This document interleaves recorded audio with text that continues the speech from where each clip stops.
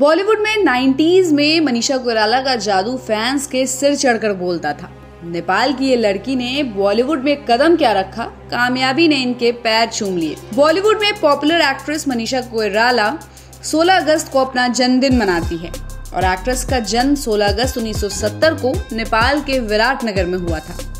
वो देश के सबसे मजबूत राजनीतिक परिवारों में से एक से बिलोंग करती हैं।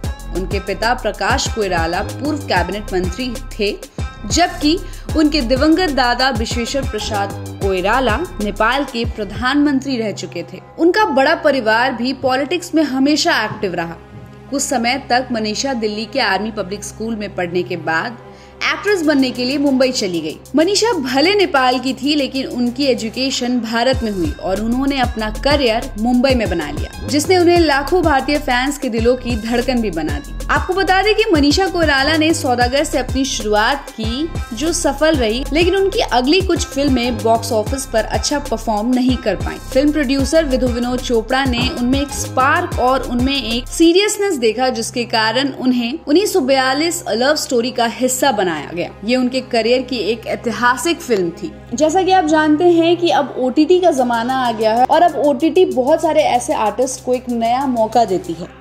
लेकिन मनीषा कोइराला का करियर बहुत अच्छा था, लेकिन शराब की लत और कैंसर की बीमारी ने मनीषा को बड़े पर्दे से बिल्कुल भी दूर कर दिया। लेकिन किस्मत कुछ और चाहती थी और इसी साल संजय लीला भंसाली की हीरा मंडी से मनीषा कोइराला ने OTT पर डेब्यू किया। इस शो में उन्होंने मल्लिका जान के रूप में एक बहुत बढ़िया परफॉर्मेंस दिया, जिसे लोगों ने भी बहुत ज्यादा पसंद किया। अगर मनीषा कोइराला की दोस्ती की बात करें तो मनीषा कोइराला अपने एक्टिंग के साथ साथ बॉलीवुड के स्टार्स के साथ भी अच्छे रिश्ते रखती हैं। यही वजह है कि आज तक उन्हें किसी से दुश्मनी मोल लेते नहीं देखा गया है।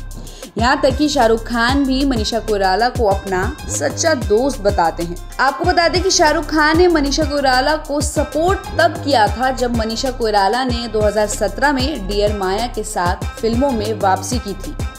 तो शाहरुख खान ने सपोर्ट दिखाते हुए उनके लिए एक्स, जिसे हम पहले ट्विटर कहते थे, उस पर एक सोशल मीडिया पर पोस्ट भी किया था। एक किस्सा ये भी है कि सुभाष घई थे, जिन्होंने 1991 में सौदागर में मनीषा कोइराला को लॉन्च किया था। एक इंटरव्यू में उन्होंने कहा था कि जब उन्होंने मनीषा कोइराला को डेब्यू कराया था तब वो पूरी तरह से नॉन एक्ट्रेस थी। उन्होंने कहा कि सेल्यूलाइट के लिए उनका चेहरा बहुत शानदार था, लेकिन उनका एनर्जी लेवल बहुत ज्यादा कम था। लेकिन जब उन्होंने मणिरत्नम की बॉम्बे देखी तो वो एक एक्ट्रेस के रूप में उनके बदलाव से हैरान रह गए। मनीषा के बारे में वैसे तो बहुत सारे किस्से हैं।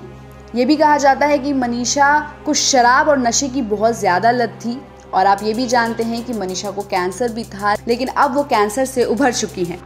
एक और किस्सा ये है कि नाना पाटेकर के साथ उनके अफेयर भी थे।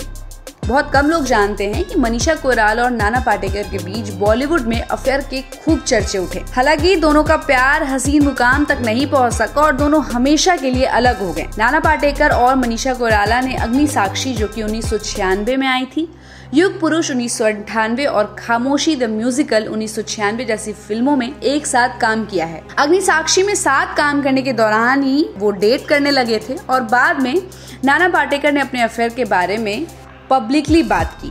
उन्होंने ये भी कहा कि संजय लीला भंसाली की हीरा मंडी देखी थी और उन्हें मल्लिका जान के रूप में मनीषा कोइराला की एक्टिंग बहुत पसंद आई। जब उनसे पूछा गया कि क्या उन्होंने उन्हें फोन कर बधाई दी, तो नाना पाटेकर ने कहा कि उनके पास उनका नया नंबर नहीं है। वैसे तो एक्ट्रेस और सेलिब्रिटी के कई किस्से होते हैं जिनसे हम अनजान होते हैं। तो ऐसी ही खबरों के लिए आप देखते रहिए सहारा समय का डिजिटल प्लेटफॉर्म।